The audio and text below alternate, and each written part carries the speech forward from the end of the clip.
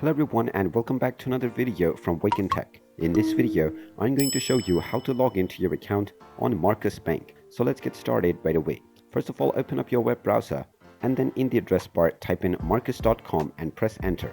You will now be taken into the official website for Marcus Bank. Now from the homepage, click on the login button at the top right corner and this will take you into the login portal. Now go ahead and type in your email address that you used while signing up for your account and underneath type in your account password. After entering both of these credentials, click on the continue button and you will be logged into your account on Marcus Bank right away. In case you have forgotten your password, you can click on the create or reset password button, which will allow you to reset your credentials. And there you have it. That is how easy it is to log into your account on Marcus Bank. If you find this video helpful, make sure you hit that like button and subscribe to our channel if you haven't done so already. Also ring that notification bell to never miss another update from us. Thank you for watching and I will see you again in the next video.